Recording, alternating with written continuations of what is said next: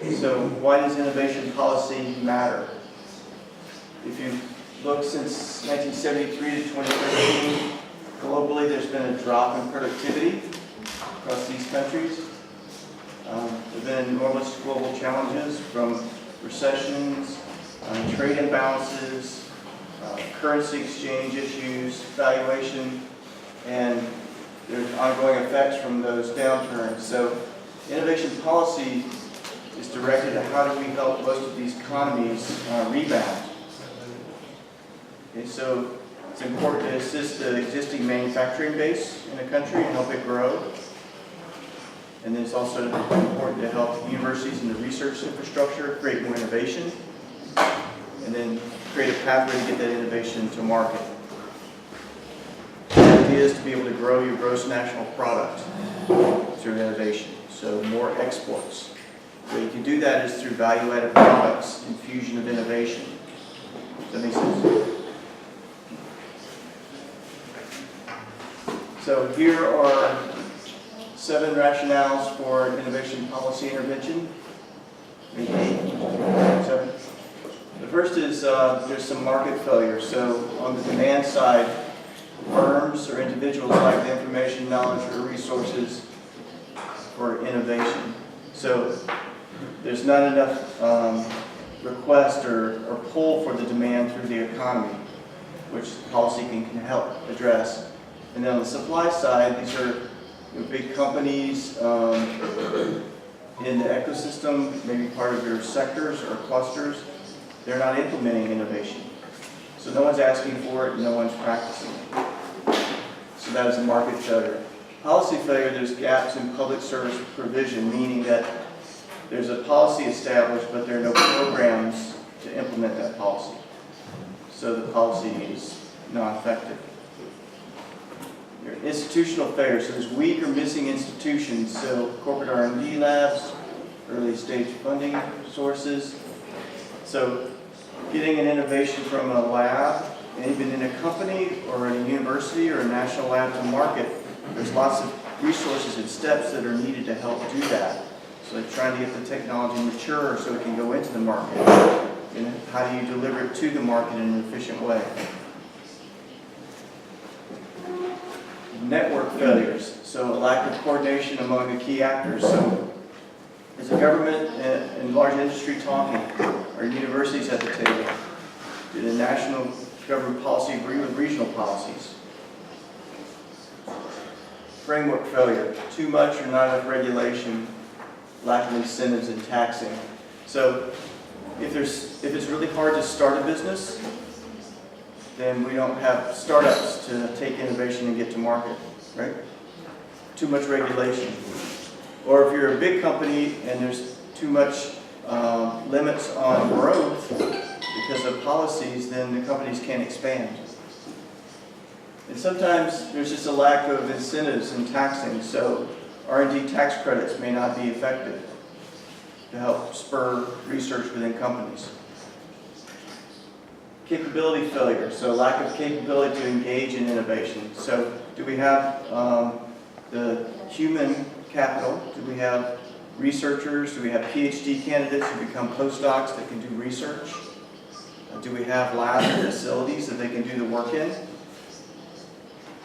And then strategic failures. So this is an overall failure of the government to understand what I mentioned earlier, is that to grow the gross national product, we have to lift up the manufacturing base and create more homegrown innovation. And then ultimately there'll be an infusion of that innovation into the manufacturing base. So if there aren't these balanced long-term strategies by the government, it's hard to move innovation policy forward. So some of these very difficult is that these things take generations to make change. And if we have changes in political party every 4 years or every 8 years, and there's no continuity, it's very difficult to make change. Does that make sense? Over a long term. Okay. What is innovation? So I'm just going to take you through some definitions. This is by Tid and Besant, 2009.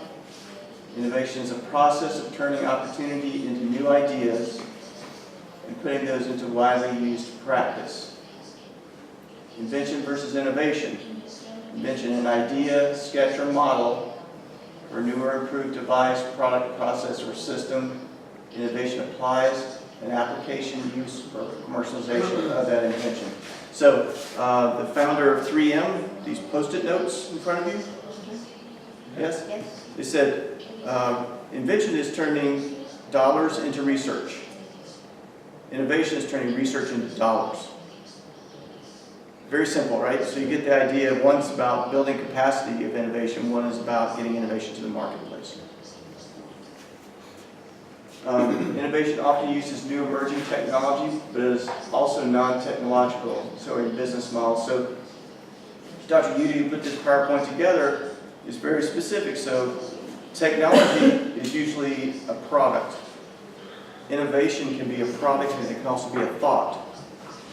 So a way to move products more efficiently through a manufacturing system called lean manufacturing is a process. That is an innovation because it results in improvement in productivity. There's some benefit to the economy as a result of that thought. So types of innovation can be continuous and incremental. So the internet was developed with mobile apps, so there's a platform. So just the expansion of those apps was with an creation of more application of those apps were all continuous and incremental improvement versus disruptive or radical. We'll talk about an example, a little bit of graphene, and I'll describe to you. It's a nanotechnology, and I'll explain why it is really considered more disruptive or radical. So we'll talk about some key innovation concepts. So we already described innovation, so what I'm going to take you through is slides on each of these items here one at a time. So the first, technology. So what is technology? So technology is an object. Remember we talked about technology being a product or a thing, or innovation includes a technology plus an idea, right? Technology can be codified. It can be put into a patent or drawing. And it can also just be the know-how of the inventor and not protected. This would be called something like trade secret. Is that here? Technology in a social technical organization perspective. So interrelationships between people, organizations, technology including organizational structure, process, and knowledge. So Ernesto and I were fortunate to visit some manufacturing firms between last weekend and this weekend. And one of them has a process of happiness for his employees. So he has the employees' families come to cookouts very often. He makes sure that the people all have time during the workday to joke around and get to know one another. So he has this perspective, a whole method of applying happiness to the workplace. And his productivity has gone through the roof. He measures that. Yes, and he measures that impact on productivity improvements, reductions in waste.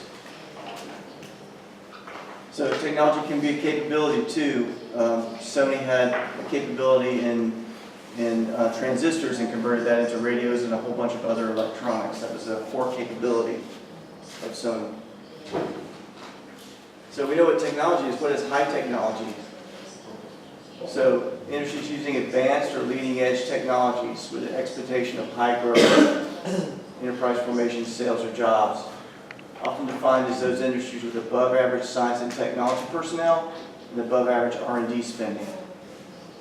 Okay, so those are people trying to push the envelope to the next level. They have, remember we talked about assets, both human and physical assets to do that. Policy needs to make sure that those things are both in the system to be effective. Results in product-based or a technology solution. Remember product-based. Distinction between high-tech sector and high-tech occupations. High-tech sectors are a relatively small part of the economy. So someone doing nano research may be, those companies doing nano research may be a very small part of the economy. But someone in the IT occupation that's helping put in a customer resource management program, or production control systems are more widely distributed. So high-tech occupations can be cross-cutting across various technology or type company types. So emerging technology, we talk about technology, a higher level of technology, and then what is the most emerging technology. So you have to think about technology in these three different ways. Offers major new capabilities or functions when compared to conventional or current technology. So I said I was going to mention graphene. So graphene is based on graphite. You're able to grow graphene structures from graphite, and they have a much lower resistance to the movement of electronic signals. Much more efficient than silicon wafers. So faster speed, and also the operating temperature is lower. So we don't have to cool these transistors, these chips. So graphene will be an emerging technology. There's some difficulty in growing the graphene that's kind of holding it back. So current examples would be a nanotech, which is graphene, is nanotechnology, synthetic biology, digital manufacturing, advanced neuroscience, and geoengineering. So all these things that are often talked about in papers and journals long before they become a product. These are emerging technologies. So they're likely to raise concerns about ethics. So synthetic biology, using human stem cells to grow things, right? In the US, it took forever for us to move that forward. Right or wrong, the government had very strict standards about ethics. Even graphene might have some environmental concerns as we produce it. So there's a lot of research by public policy researchers now looking at just the societal impacts of all these emerging technologies.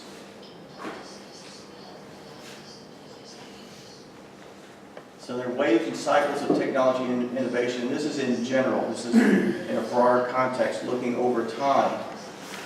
So Dr. Udy put this chart together. It's from Schumpeter's Creative Destruction publication. It talks about the first wave of innovation is more about the development of iron, water power. Second wave, steam power, the Industrial Revolution. Third wave, electricity, chemicals. Internal combustion engine is developed. So you can see there's waves, and the waves rise and then fall, and they're replaced by newer levels of innovation. There's also something called the Valley of Death. How many have heard of the Valley of Death? Yes, yes. So this refers to, for the rest of you, yes, how do you get an innovation to market? Because once you have an innovation, it doesn't mean it's ready to be commercialized. Many times there's a lot of research that needs to be done to get it targeted to a customer's need, or you just need capital to be able to get the first level of production done so you can sell it to someone. This is considered the Valley of Death. You have the idea, but you can't get it to market. What is it in Spanish? Valley of Death. Then there's this process of emergence. So Schmooch and Gartner are the two that have written about this. This idea of you have this really great idea like graphene, it's very exciting, thinking we can speed the way in which we send signals. So people get very excited about it, and there's this peak of inflated expectations that this is going to solve all the world's problems, right? You hear that, you see it in the press. This new technology is going to solve the world's problems. And then the reality of how are we going to make it, and how we, what are the ethical issues and the environmental issues, and then the ideas get depressed. Oh, we can't grow graphene in long enough strands to be able to make it efficient. And then technology advances come, and then there's some slope of enlightenment, and then eventually we get to the marketplace, which is this plateau of productivity. So she has some examples here of that, but in general, you get this idea of this over-excitement about something, and then the reality is how do we actually produce it and get it to market. The Gartner study publishes every year and Good publishes technology. Si quieren buscarlo